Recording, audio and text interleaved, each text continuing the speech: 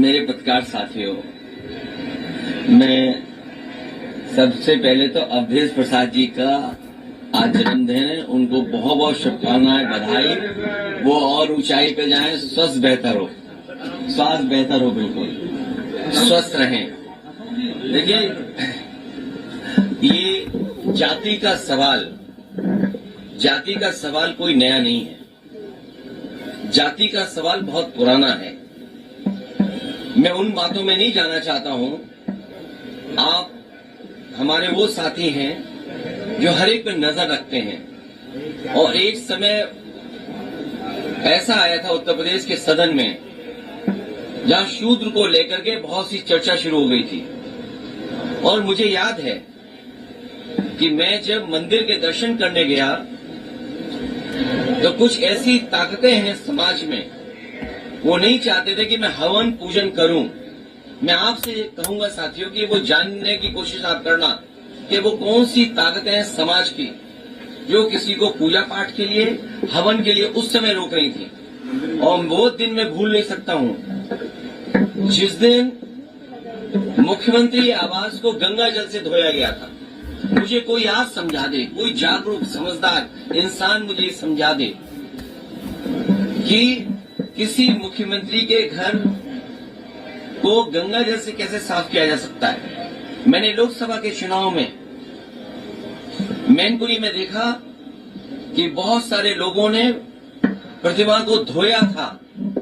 अगर ये सब बातें मैं भूल जाऊं एक बार को, लेकिन उसके बाद मैं कन्नौज में उस मंदिर में गया था जिस मंदिर में जाकर के पहली बार मैं चुनाव जीता था, और मेरे वहां आने के बाद मंदिर धोया गया था।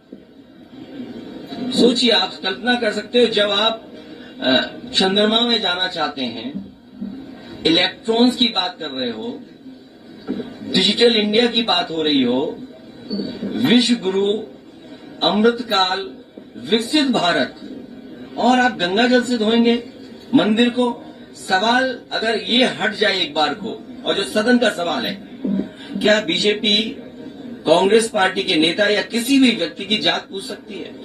हम और आप लोग कभी व्यवहारिक मजाक करते हैं तो उसमें चलो एक बार को कोई बात मजाक में चली जाए, लेकिन सदन में जो शब्द का इस्तेमाल हुआ था, मुझे तो ये लगता है अनुराग ठाकुर जी को कहा गया है कि 99 बार गाली खा करके आओ आप सदन में, तब आप मंत्री बनोगे।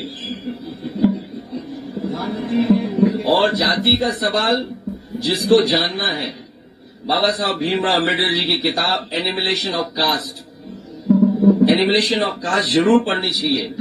अगर कोई इस सदन में, और जिस विचारधारा से हम लोग जुड़े हैं, नेताजी जुड़े रहे, डॉक्टर राममनोहर लोहिया जी की विचारधारा को लेकर के जा रहे हैं, उन्होंने जाति तोड़ो की बात कही थी।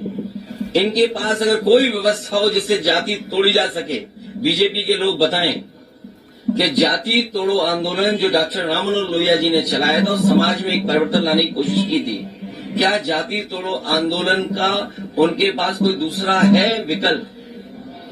और फिर जिसको जाति को लेकर के शिकायत हो, दिक्कत और परेशानी हो, उसे आज ही किताब खरीद लेनी चाहिए मंडल कमीशन की, और उसकी प्रस्तावना पढ़नी चाहिए। और प्रस्तावना के साथ साथ हमारे संविधान की प्रस्तावना भी पढ़नी चाहिए, जिसमें सोशलिस्ट कंट्री की बात कही है, जिसमें गैर बराबरी खत्म करने का रास्ता दिखाया गया है, और जाति के आधार पर